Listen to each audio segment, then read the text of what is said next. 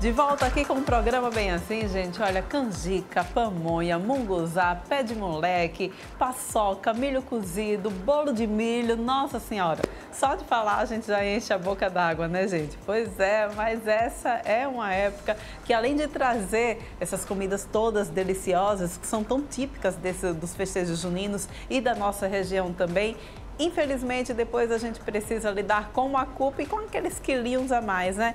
E a gente vai conversar agora com a nutricionista Icléa Rocha, que vai nos passar todos os detalhes de como a gente conseguir compensar e não meter o pé na jaca de uma vez, né? A gente recebe aqui no nosso estúdio. Icléa, seja bem-vinda ao nosso estúdio. Então, olha, realmente, essas comidas que são baseadas no milho, no leite de coco, realmente são comidas muito típicas dessa época do ano, né? Mas é preciso a gente apreciar com moderação. Precisa ter esse cuidado, precisa ter essa atenção, né? Bom dia. Bom dia, Porlane. Isso mesmo. Mais uma vez, obrigada por estar aqui, obrigada a todos que estão em casa, certo? É sempre bom estar passando essas dicas, não é? Orientando. Tá certo? Na verdade, o milho, gente, ele é um alimento super saudável, pouco calórico até, tem muita fibra, certo? É muito rico em vitaminas, minerais. Só que a gente tem que ter cuidado com a forma que a gente vai preparar, usar esse alimento, que é a base das nossas comidas típicas, especialmente nessa época do ano. Então tem que ter esse cuidado com a forma de preparo que a gente está colocando, acrescentando, que vai, sim, é que vai trazer esse aumento calórico, esses perigos, tá certo? Muitas vezes, se a gente excede uma manteiga, no sal, no milho, é isso. Às vezes a gente vai fazer a canjica e coloca o leite condensado, a pamonha também, os recheios, tá certo? Mas dá pra gente se alimentar bem, aproveitar a festa, as festas juninas, e se alimentar com moderação, comendo de tudo um pouquinho. A gente vai fazer essas colocações aqui. Quando a gente fala sobre essas comidas que são realmente sempre baseadas em milho, né, nessa época do ano, muita gente, pela praticidade, em algumas receitinhas acabam optando pelo milho em conserva. Esse já seria um grande erro? Sim. Sim, então o ideal é sempre o alimento natural, gente, sempre. Até porque a gente sabe que grande parte da população tem doenças crônicas, tá certo? Já pré-existentes, hipertensão, problemas cardíacos, que tem que estar controlando o sódio, sal, tá certo? Então é muito importante usar os alimentos de preferência, a grande parte que a gente conseguir in natura. Então, milho de conserva de jeito nenhum, se possível, tá certo? Tá trocando também outras substituições importantes que a gente pode fazer. Tá trocando linguiça, salsicha, tá certo? Apresuntados, presuntos e salames que a gente usa para os sanduíches. Nessa época também é muito comum os pastéis, tá certo? Coxinha, frituras também nas barraquinhas. Então, vamos tentar estar trocando por frango desfiado, peito de frango desfiado, carne magra, certo? Até mesmo os churrasquinhos de frango e de carne magra são bem mais saudáveis do que essas frituras, tá certo? Então, tem como a gente estar preferindo optar pelo mais saudável, não é? Sempre dentro de uma alimentação, no geral, saudável, tá certo? Não é aquele momento que vai botar a perder toda a nossa alimentação, que deve ser saudável ao longo dos meses, do ano, não só naquele momento. Agora, a gente tem um exemplo aqui, por exemplo, muitas preparações levam farinha de trigo. E eu já ouvi falar que a farinha de trigo, a farinha de trigo e o açúcar são grandes vilões, né, para a nossa alimentação. O que a gente poderia, então, substituir a farinha de trigo, por exemplo? Dá para fazer uma troca? Sim, tem muitas farinhas hoje em dia integrais, tem até a farinha de trigo integral também. A gente pode utilizar a farinha de aveia, tem o farelo de aveia, tem a farinha do maracujá, tem a própria farinha de linhaça e de gergelim, muitos tipos de farinhas e farelos integrais que a gente pode estar utilizando para fazer essas preparações. Então é totalmente possível estar fazendo essas trocas. Açúcar é altamente inflamatório. É um alimento muito inflamatório, a gente sabe. Então, mais uma vez, aquelas pessoas que têm as doenças pré-existentes, crônicas, que estão com a glicemia alterada, ou que já estão diabéticas. Então tem que estar optando por aqueles alimentos, por aquelas preparações que levam menos açúcar.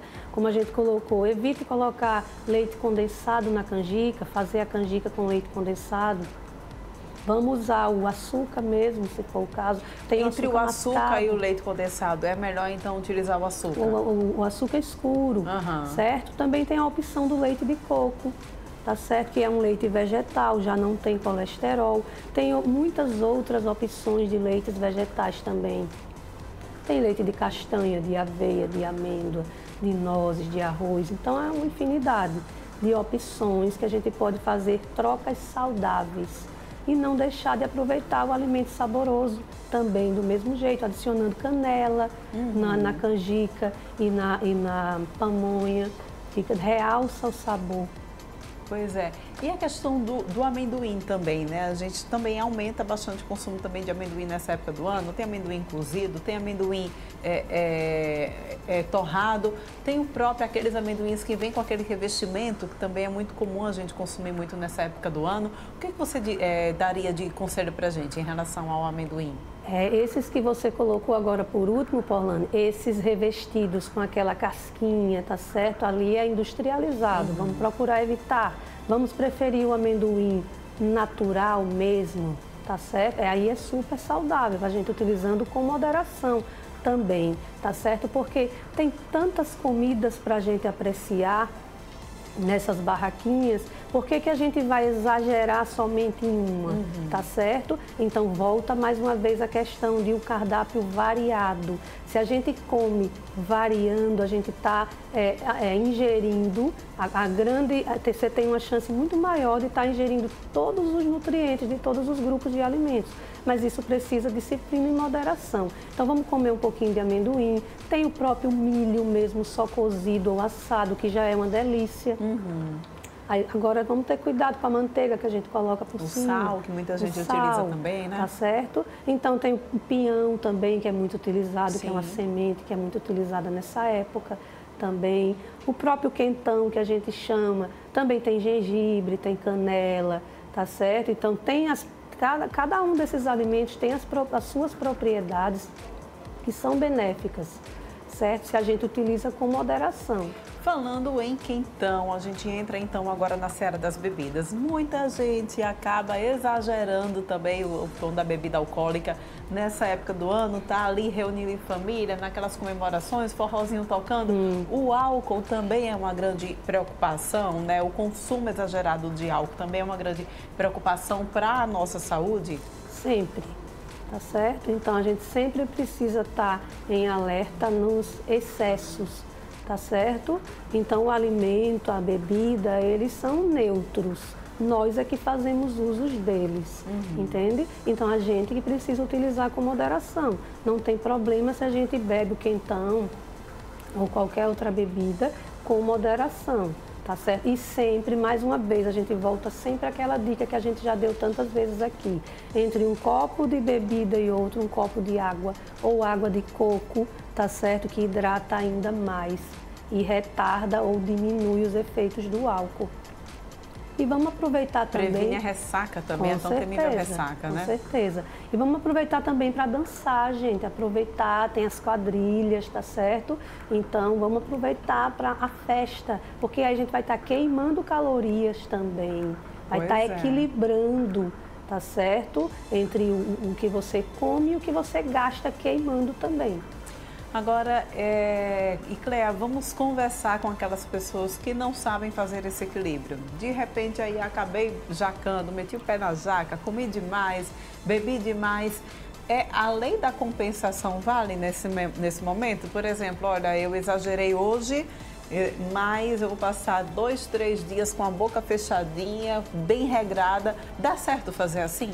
Sim, a gente tem, como a gente já está prevendo que vai para a festa, né? Tá certo? Pode se demorar, pode exagerar, acontece com muita frequência com qualquer pessoa. O ideal é a gente se programar antes, até dias antes, tá certo? Quando a gente já tem hábitos saudáveis, isso já é muito fácil, porque já faz parte do seu dia a dia. Mas vamos se esforçar, se a gente ainda não adquiriu esses hábitos saudáveis, de tentar se programar, especialmente alguns dias antes, para já ir comendo bastante legumes, verduras em casa, frutas, alimentos que têm muitos nutrientes antioxidantes, tá certo? Que vão ajudar a desintoxicar, inclusive, o nosso organismo no pós, na ressaca da alimentação também. Então, a gente já vai antes, tá certo? E depois também. Aí a gente realmente tenta fazer essa compensação, caprichando nos alimentos os mais saudáveis possíveis, como a gente colocou, os naturais, frutas, verduras, salada, folhas, sucos naturais, chás, a hidratação. Ajuda sim fazer essa compensação, é importante. É o que a gente pode chamar de dieta detox, né? Que está bem alta também. O pessoal às vezes aposta muito nisso, né? Olha, eu tive um dia ou um final de semana desregrado, eu vou passar então a semana toda fazendo uma dieta detox. Pode sim, com equilíbrio, uma dieta detox orientada, certo? Não é cortar todos os alimentos. Carboidrato também, gente, dá energia, a gente precisa. Verdade. O nosso cérebro precisa de energia. Então, a gente não pode simplesmente eliminar os alimentos, ou eliminar a gordura, ou eliminar o carboidrato. Nem é possível, certo? Essa dieta low carb, ela não é zero completamente carboidrato. Nem é possível conseguir. Mas a gente pode reduzir bastante, mas se alimentando de forma correta, não é ficar sem comer. Vamos fazer o jejum. O jejum também precisa ser programado. Pois é, não é simplesmente parar de comer. Muita gente aposta exatamente nesse jejum intermitente, né? Eu já vi casos de pessoas que passam 24 horas sem comer. É recomendável? É muito perigoso. Esses casos extremos de 24 horas sem comer não é nem muito aconselhado. Normalmente um jejum, classicamente, ele leva em torno de 16 horas. No máximo, certo? Só para aquelas pessoas que já fazem com frequência, com orientação, o jejum só pode ser feito com orientação de nutricionista, certo? Depois que você já aprendeu, já tem todas as técnicas, tudo bem. Mas só pode ser feito orientado. 24 horas quase não é indicado, é muito perigoso. Você pode ter uma hipoglicemia séria, certo? Hipoglicemia é a carência extrema de glicose no cérebro. Você pode desmaiar, entrar em coma. Se for uma pessoa diabética, pode até vir a falecer. Então é muito perigoso.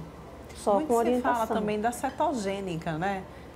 Essa é uma dieta também recomendada? Essa dieta já é mais restrita, ela utiliza-se mais gorduras saudáveis, tá certo? Só que ela é uma dieta muito restrita também. Você está utilizando mais gorduras, mas aquelas mais saudáveis, tá certo? Ela é mais usada para problemas com pessoas com problemas de epilepsia, tá certo? Doenças neurológicas. Também somente com orientação de nutricionista. Não é uma dieta feita para emagrecer, certo? Ela pode ser uma aliada dentro de um contexto saudável e de acordo com as necessidades de cada pessoa. Mas ela é mais utilizada com fins de tratamento clínico mesmo. Muito bem, então, gente. Olha, anota todas as dicas aí. É possível, sim, curtir o São João, curtir esse período junino com moderação, né? Dá para provar de tudo, contanto que sejam poucas porções. Agora, quem realmente tá, olha, não posso, não quero sair da linha, mas também não quero perder a festa. Uma dica seria, de repente, se alimentar antes de sair de casa, para já chegar lá na festa, digamos assim, com a barriga forradinha e não exagerar na mesa? Também, Porlane, é muito interessante. E às vezes também a gente vai para uma festinha em família, não é? Com um arraialzinho em família, tá certo? Então dá até para levar as nossas preparações, tá certo? Então é muito comum também arraial nas igrejas, tá certo? Confraternizações nessa época. E aí cada um leva o seu prato típico e aí já leva adequado às suas necessidades. É muito interessante, sim, porque dá para você ter esse controle maior. Garante que vai ter ali os alimentos que você pode se alimentar sem preocupação. Muito bem, então muito obrigada, Icléa, pela tua participação aqui, pelas dicas que você deixa aqui pra gente, muito importantes, né, para que depois a gente não fique com aquele peso na consciência, tendo que correr atrás do prejuízo. Isso, obrigada, Porlane, tá? Obrigada, eu que agradeço. A gente vai agora para um rápido intervalo, volta daqui a pouquinho.